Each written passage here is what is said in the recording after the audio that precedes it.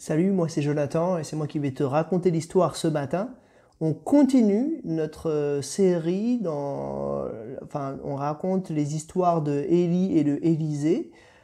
Et aujourd'hui, on va voir un nouveau miracle que Dieu a accompli par l'intermédiaire d'Élisée. Si tu veux lire l'histoire complète, elle se trouve dans 2 Rois, chapitre 4, à partir du verset 8 et jusqu'au verset 37. Tu peux lire ça avec tes parents, demain ou après-demain. C'est dans 2 Rois, chapitre 4, les versets 8 à 37. Mais moi, maintenant, je vais te raconter un petit peu cette histoire. Tu te souviens, Élie, il avait fait de grands miracles. Et on avait dit, il y a des ressemblances entre les miracles que Dieu a fait du temps d'Élie et les miracles que Dieu fait du temps d'Élisée. Et ces 2 séries de miracles, elles se rejoignent un petit peu au moment, on avait vu il y a 2 semaines en arrière, quand Élie a été enlevé sur un chariot de feu.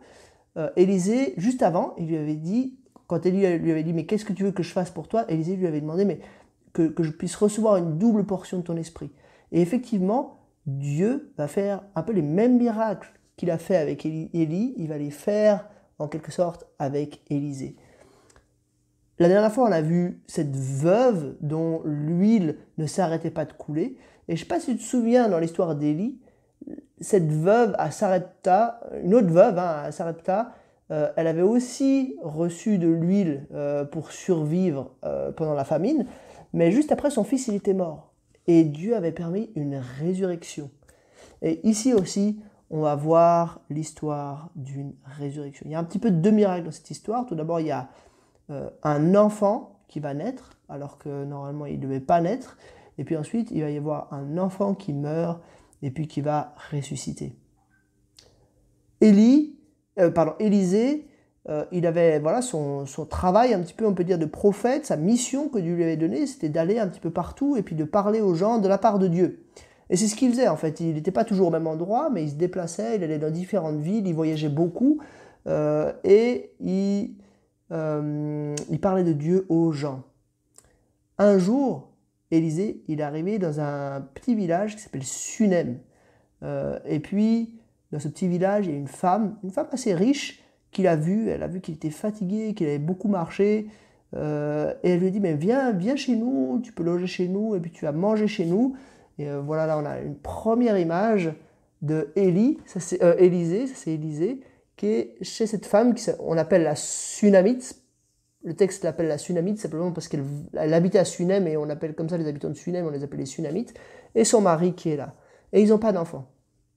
Donc on voit que pour la première fois, Élisée arrive chez eux, il s'installe et il est bien accueilli par ces gens-là. D'ailleurs, la première fois que cette femme elle voit Élisée sur le bord du chemin, elle dit à son mari, « Vois-tu, je sais que cet homme... » Enfin, c'est pas la première fois, c'est une fois, après quelques temps, elle dit à son mari, « Vois-tu, je sais que cet homme qui passe toujours chez nous est un saint homme de Dieu.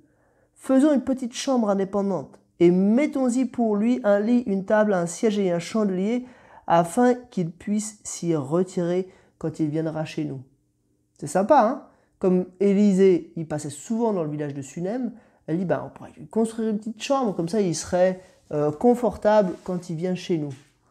Et alors qu'est-ce qu'ils font? Ils s'y mettent, ils travaillent, ils construisent une nouvelle chambre dans la maison, et dans cette chambre, ils font tout ce qu'ils ont dit. Donc ils mettent une table, une petite lampe pour qu'ils puissent voir la nuit. Il n'y avait pas d'électricité évidemment à cette époque-là. Une chaise, et ils lui mettent un lit. Comme ça il peut venir, il peut être tranquille et il peut se reposer. Et Élisée arrive. Il va dans cette chambre, il est invité à aller dans cette chambre, et puis on lui explique que c'est une chambre qui a été préparée pour lui. Et là, il est vraiment content, là on le voit. Hein. D'ailleurs, il ne dort pas tout seul dans cette chambre, mais il dort avec son serviteur. Il avait un serviteur qui s'appelait Géasi. Il pouvait même dormir avec son serviteur dans la chambre, donc ils étaient bien tous les deux là. Et puis, quand il a vu cette chambre, et comme il a vu que c'était confortable, il a demandé à son serviteur Géasi d'aller vers la femme, et il lui a dit ça à Géasi. Il a dit, dis-lui à cette femme, tu t'es donné beaucoup de peine pour nous. que pouvons-nous faire pour toi? Faut-il parler en ta faveur au roi ou au chef de l'armée? Mais cette femme, elle était riche, elle avait tout ce dont elle avait besoin. Elle n'avait pas besoin qu'on parle en sa faveur. Elle avait tout ce qu'il lui fallait. C'est Géasi qui a eu une idée, qui a dit, en fait, elle n'a pas, enfin un peu plus tard, quand Géasi était seul avec Élisée, il lui a dit, en fait, elle n'a pas de fils et son mari est vieux.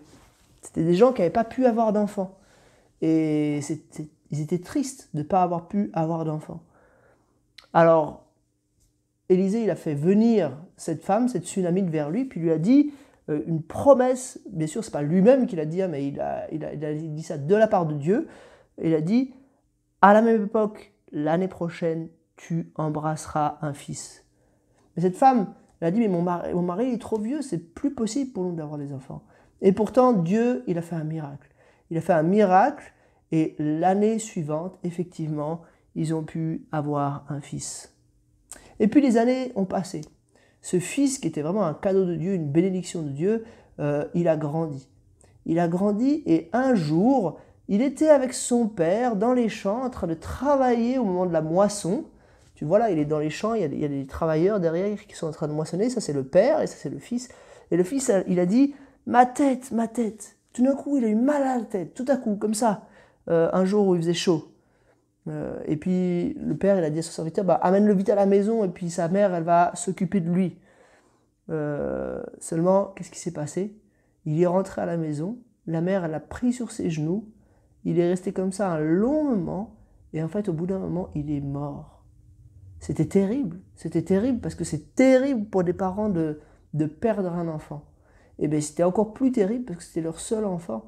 Normalement, ils ne devaient pas avoir d'enfant et Dieu avait permis qu'il puisse avoir un enfant, et tout d'un coup, crac, cet enfant, il est mort. Mais cette femme, elle ne s'est pas découragée. La Sunamite, qu'est-ce qu'elle a fait? Elle a posé l'enfant mort sur le lit d'Élisée, et puis elle a vite été dire à son mari, « Envoie-moi un des serviteurs et des ânes. Je veux aller voir l'homme de Dieu et revenir. » Elle ne l'a même pas dit que son enfant était mort, parce qu'elle était sûre qu'Élisée pourrait faire quelque chose. Elle avait confiance que Dieu pourrait intervenir. Donc elle ne lui a même pas dit, elle lui a juste dit, envoie-moi un serviteur et je vais vite aller chercher l'homme de Dieu. Et le mari lui a dit, pourquoi veux-tu aller aujourd'hui vers lui? Elle lui a dit, tout va bien. Donc elle n'a pas dit toute la vérité à son mari. Elle ne voulait pas l'inquiéter, et puis surtout, elle avait confiance que Dieu pourrait agir. Et voilà, ils ont commencé à galoper avec le serviteur sur les deux chevaux. Elle a dit au serviteur, « Conduis-moi et avance, ne m'arrête pas en route sans que je te le dise. » Donc ils ont été vite jusqu'à l'endroit où Élisée était. Il était au mont Carmel à ce moment-là. Et là, de loin, Élisée, il a vu la femme qui arrivait, il savait que c'était elle, et il a dit à son serviteur Géasi, « Voici notre Sunamite, cours à sa rencontre et demande-lui, vas-tu bien? Ton mari et mon enfant vont-ils bien ?» Alors Géasi, il arrive vers elle, il lui pose cette question-là, puis il lui dit, « Oui, tout va bien. » Mais elle avance encore, elle arrive vers Élisée, et là elle se met à ses pieds, et elle lui explique la situation, elle lui explique que son fils est mort, et elle lui dit ça, hein, ai-je demandé un fils à mon Seigneur? Ne t'ai-je pas dit de ne pas me tromper? Donc, elle était triste, elle a dit, mais pourquoi Dieu a permis qu'on ait cet enfant alors qu'on ne devait pas l'avoir si, quelques années plus tard, il nous l'a repris? Et là, Élisée, tout de suite, il a réagi, il a dit à Géasi, noue ta ceinture, prends mon bâton et pars. Si tu rencontres quelqu'un, ne le salue pas. Et si quelqu'un te salue, ne lui réponds pas. Tu mettras mon bâton sur le visage de l'enfant. Donc l'idée, c'était qu'il devait aller vite vers l'enfant. Il devait mettre le bâton d'Élisée sur le visage de l'enfant mort. Et il croyait que Dieu allait faire le miracle de ressusciter cet enfant. Mais la femme, elle ne lâche pas l'affaire. La femme, elle lui dit, « L'Éternel est vivant et ton âme est vivante. Je ne te quitterai pas. » Donc elle dit, « Non, mais moi, je veux y aller. Je veux que toi, tu viennes avec moi. Je veux que toi, tu vois mon enfant. » Et Élisée, il le fait. il part avec cette femme sunamite. Alors Géasi est devant, Géasi est en premier, et puis Élisée, il la suit. Géasi, il y va et il fait ce que Élisée lui a dit, il met son bâton sur le visage de cet enfant, mais quand Élisée arrive, il lui dit, l'enfant ne s'est pas réveillé. Alors Élisée, il court, il rentre dans la maison, il rentre dans la chambre, et là, il s'enferme tout seul avec l'enfant. Et là, il va faire quelque chose de spécial, mais c'était Dieu qui lui a dit de faire ça, bien sûr. Il se couche sur l'enfant une fois,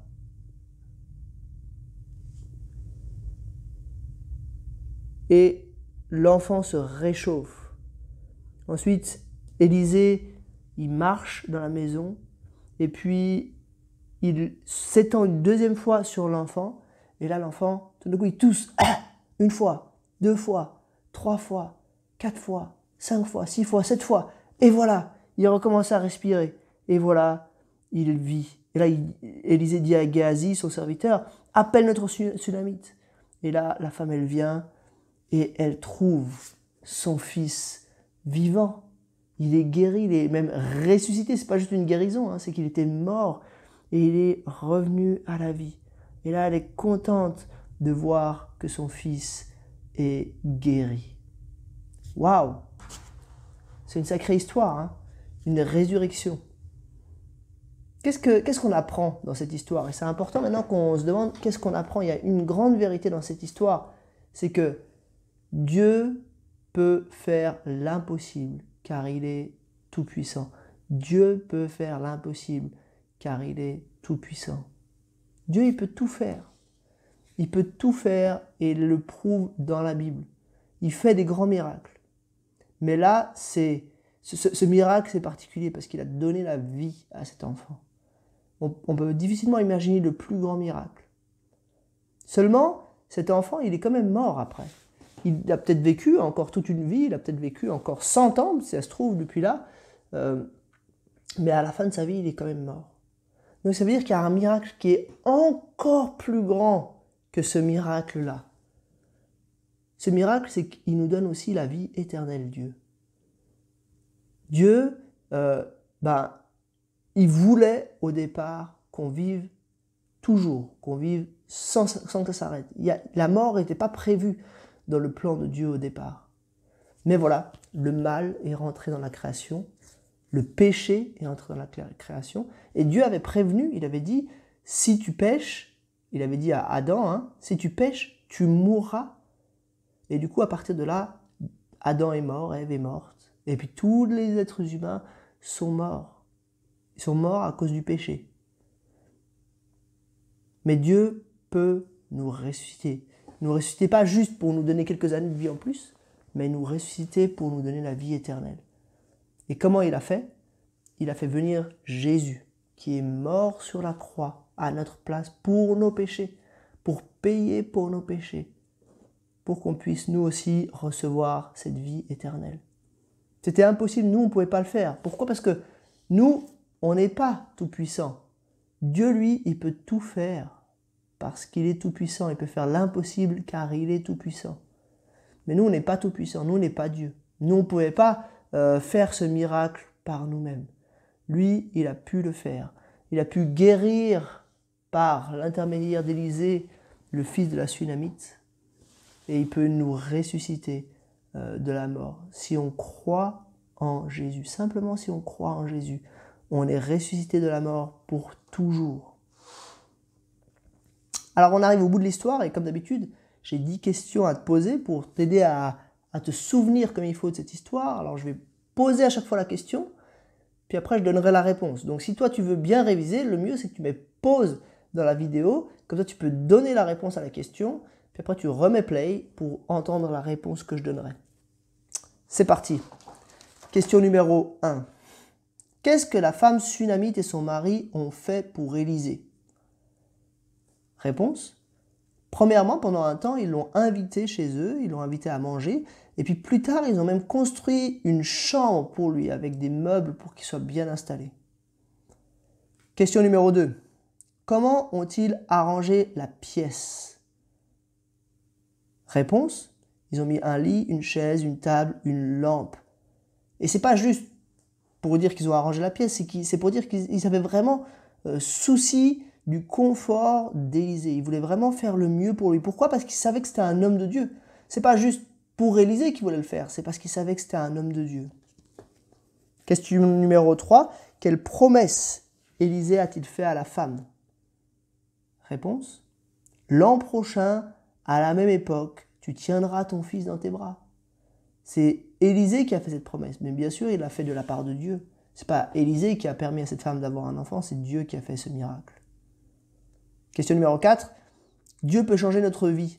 Quelle est la première et la plus grande chose qu'il veut faire pour nous? Réponse. Je viens d'en parler, hein.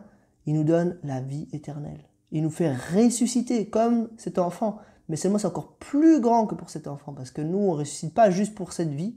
On ressuscite pour la vie éternelle. Peut-être cet enfant, il sera aussi dans la vie éternelle. Et on espère que ce sera le cas. Parce qu'il a connu Élisée, il a entendu plein de choses de la part de Dieu.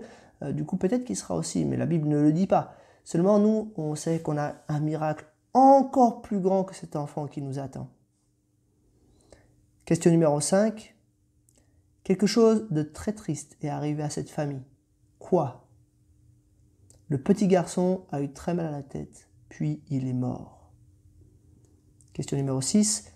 Qu'a fait la femme? Réponse. Elle est allée chercher de l'aide auprès d'Élisée. Elle a pris 2 chevaux avec un serviteur là et hop, elle allait vite chercher de l'aide auprès d'Élisée. Alors là, une question plus pour que tu réfléchisses. Qu'est-ce que Dieu veut que tu fasses quand tu passes par des moments difficiles? Et là, il faut déjà que tu réfléchisses à des moments difficiles que toi tu vis, des choses difficiles par lesquelles tu passes. Et ce que Dieu veut, c'est que tu lui en parles. Comme elle allait voir l'homme de Dieu, toi en fait tu peux lui en parler même directement. Tu peux parler directement à Dieu de tes problèmes et lui, il entend ce que tu dis. Donc c'est important de faire ça. Il faut que tu lui fasses confiance. Ça ne sert à rien de faire confiance dans autre chose. Même tes parents, ils sont limités. Il se peut qu'un jour, tes parents ne puissent pas t'aider. Mais Dieu, lui, il est toujours là et tu peux lui faire confiance. Question numéro 9. Qu'est-ce qu'Élie a dit à Géasi de faire à son arrivée à Sunem? Réponse. De mettre le bâton de son maître sur le visage du garçon. Mais ça n'a pas suffi. Et puis finalement, question numéro 10. Qu'a fait Élisée quand il est arrivé dans la chambre et quel a été le résultat? Il a prié. Il s'est étendu sur l'enfant à 2 reprises. Le garçon a éternué. Et voilà qu'il était ressuscité. Voilà l'histoire d'Élie et la femme sunamite.